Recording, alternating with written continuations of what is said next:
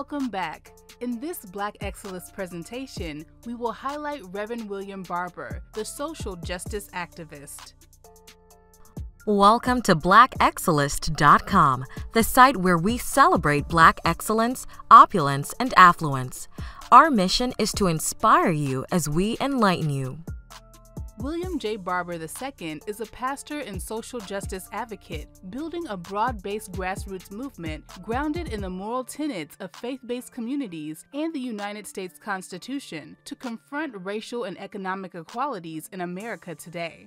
Dr. Barber launched a revival of the 1968 Poor People's Campaign that was originally spearheaded by Dr. Martin Luther King Jr. Barber, however, has recast the campaign to focus on building multiracial and interfaith coalitions, forming state and local nonpartisan partnerships, shifting the moral narrative, eradicating racism, and challenging laws and policies that hurt the poor and threaten our democracy. In this original Black Excellist video, we will be featuring Dr. William Barber, the moral voice of America. So without further ado, let's get started. 1. Reverend William Barber was born on August 30th, 1963 in Indianapolis. Reverend William Barber was named after his father, an ordained minister in the predominantly white Disciples of Christ denomination who held multiple degrees in physics and theology. Like millions of African Americans in the first half of the 20th century, his father, William J. Barber Sr., left North Carolina during the Great Migration for the North and ended up settling in Indiana. There he met his wife, Eleanor, a government clerk. In 1968, Reverend William Barber's parents relocated to Washington County, North Carolina, after they were approached by E.V. Wilkins. Wilkins was a high school principal and family friend who convinced the Barbers to assist with the desegregation of the public school system in Roper, North Carolina. Roper is a small town in the eastern part of the state, near where William Barber Sr. grew up. Barber's parents served the school system in various capacities. His mother served as a secretary and manager in the high school office, while his father was a physics teacher. While in second grade, the young Barber was enrolled as one of the first Black students in the local elementary school as a kindergarten student. 2. Reverend William Barber's father advised him to become a preacher. Initially, a young William Barber was reluctant about becoming a minister. He actually intended on studying to become a civil rights lawyer. As a young man, Barber developed a distaste for the church and surprisingly doubted the ideals of the church. During his senior year in high school, he also had a crisis of conscience, caught between what he could do with his life as opposed to what he was called to do. Eventually, Barber Jr. discussed his dilemma with his father in March 1985. And it was his father who urged him to acknowledge the clear distinction between the failings of the church and God's perfection. Reverend William Barber preached his first sermon on the Good Samaritan some 3 weeks later. In the sermon, he preached that the Samaritan was not concerned about making it into heaven like many religious Christians are today.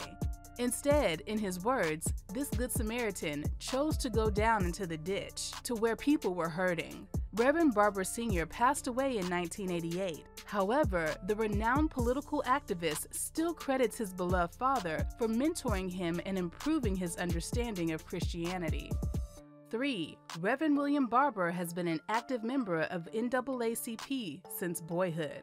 Reverend William Barber credits his parents for his first foray into activist work, and he has maintained active membership of the NAACP since he was a boy. In 1978, at age 15, he became president of the local NAACP Youth Council. 2 years later, he was elected president of his high school student body. 17-year-old Barber would become the first president to serve the integrated school for a whole year. By holding the presidential position for an entire school year, he broke the previous tradition of alternating between a Black president and white president for each semester. Later, he enrolled in North Carolina Central University, a historically Black institution in Durham. There at NCCU, at the age of 19, Reverend Barber eventually became president of the student government. He graduated cum laude and received his bachelor's degree in political science. After graduating from NCCU, Reverend Barber earned a Master of Divinity degree from Duke University. He later received a doctorate from Drew University, specializing in public policy and pastoral care. Reverend Barber served as president of the North Carolina State Chapter of the NAACP from 2006 to 2017, which is the largest chapter in the southern United States and the second largest in the country. He currently sits on the National NAACP Board of Directors, and he is the chair of its Legislative Political Action Committee. 4. Reverend William Barber initiated the Moral Monday protest in 2013. In addition to pastoring Greenleaf Christian Church, Disciples of Christ in Goldsboro, North Carolina since 1993, Reverend Dr. William Barber is also the initiator of the Forward Together Moral Movement, which became nationally popular with its Moral Monday protests at the North Carolina General Assembly. These weekly demonstrations attracted a large number of North Carolinians and other moral witnesses to the state legislature in Raleigh, North Carolina's state capitol, while protesting laws that suppress voter turnout, cut funding for public education and healthcare, and further disenfranchise poor white, Black, and LGBTQ communities. During the protests, over 1,200 peaceful demonstrators were arrested, handcuffed, and jailed. Undeterred and determined to spur change, Reverend Barber further led a Moral Day of Action on September 12, 2016, calling the state governments to embrace a moral public policy agenda. The demonstration was the largest coordinated action on any state capitol in U.S. history. Furthermore, in his pursuits of civil rights, the civil rights activist and renowned preacher led the largest moral march in North Carolina state history on February 11, 2017, with over 80,000 people calling on North Carolina's elected officials to embrace a moral public policy agenda. 5. Reverend William Barber is the co-chair of the Poor People's Campaign. In 2014, Reverend Barber founded the Repairers of the Breach, a nonprofit national leadership development organization formed in a bid to expand the ideals of the Moral Monday movement.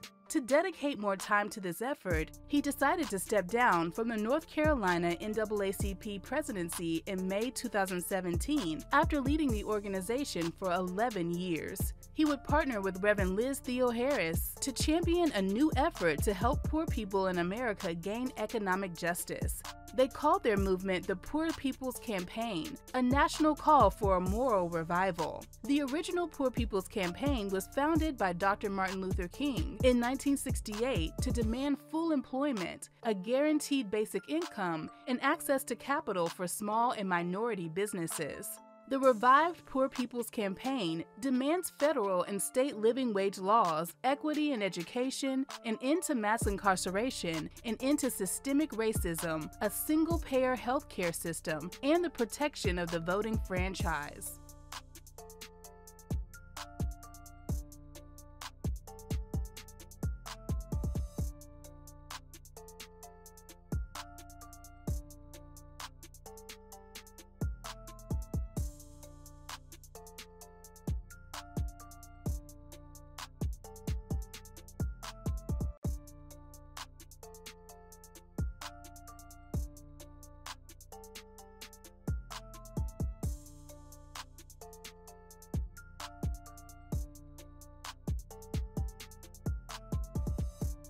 6. Reverend Barber draws comparisons to Dr. Martin Luther King. As a Southern preacher, highly sought-after orator, and very respected civil rights leader, Reverend Dr. Barber continues to be viewed as a 21st century Dr. Martin Luther King. The North Carolina pastor draws a lot of comparisons to Dr. King, due in part to his lifelong commitment to fighting for the same issues that King marched for over 50 years ago. Like the late civil rights advocate, Reverend Barber has built an unusually inclusive coalition that capitalizes on being multiracial and interfaith. His alliance spans across gender, age, class lines, and is dedicated to addressing contemporary issues such as poverty, inequality, and systemic racism. He has also delivered keynote speeches at hundreds of national and state conferences, challenging politicians and religious leaders who celebrate Dr. King's speeches but have not fully embraced his legacy for equality. Barber's willingness to fight and to do so from the pulpit and on the streets with rare eloquence, passion, and clarity that cuts through the noise of cable news and social media has earned Barber the title of America's new apostle of nonviolent resistance. He evokes King's own commitment to the poor as he praises King for his loving radicalism. 7. Reverend William Barber is married with children. In his senior year at North Carolina Central University, Reverend William Barber met Rebecca McLean, a first-year nursing student who joined a march he organized to support Jesse Jackson's 1984 presidential bid. The couple married 3 years later and have 5 children. Mrs. Rebecca McLean Barber works as a psychiatric nurse and is a proud supporter of her husband's activism campaigns and organizations.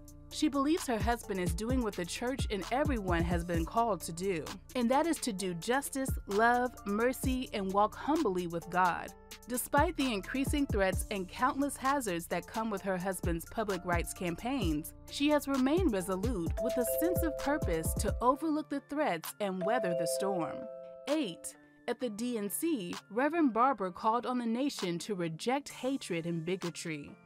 Dr. Barber took the national stage when he delivered his electrifying speech on Thursday night of the 2016 Democratic National Convention in Philadelphia, Pennsylvania. He brought the House down with an incredible oration just an hour before Hillary Clinton took the stage. The stirring preacher called for a moral revival, similar to the revolution of values that Martin Luther King Jr. once preached, and he distilled that message in a barn-burning 10-minute speech.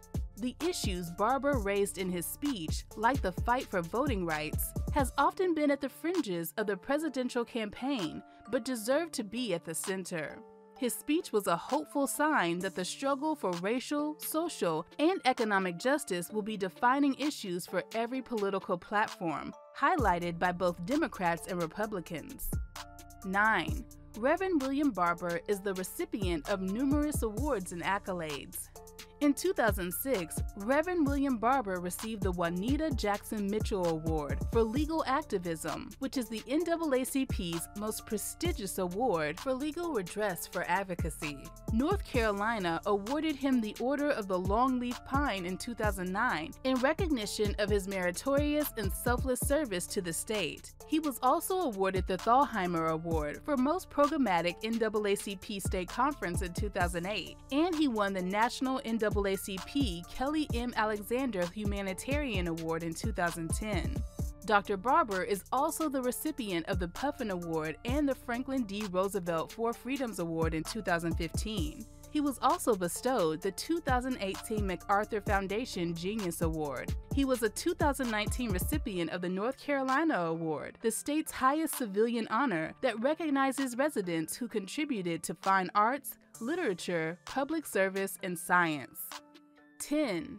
In spite of ill health and arrest, Reverend Barber continues to advocate for love.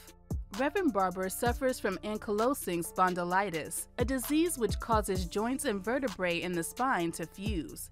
His neck, hips, and the base of his spine had essentially frozen in place. However, he has remained undeterred and determined to commit his life to civil rights advocacy, standing up to oppression, poverty, racial discrimination, and poor health care. He has collaborated with local, state, and national NAACP leaders to lead the fight for voter rights, fair redistricting, labor and worker rights, protection of immigration rights, LGBT rights, and educational equality. Reverend Dr. William Barber has been arrested several times as he stood for educational, economic, and equal justice. Barber once said, "When we love the Jewish child and the Palestinian child, the Muslim and the Christian and the Hindu and the Buddhist, and those who have no faith, but they love this nation, we are reviving the heart of our democracy." We appreciate the fact that you stayed with us until the end. Thank you for spending time with us, and don't forget to like this video. Also, make sure you subscribe so that you never miss a video. Bye for now. We will see you tomorrow.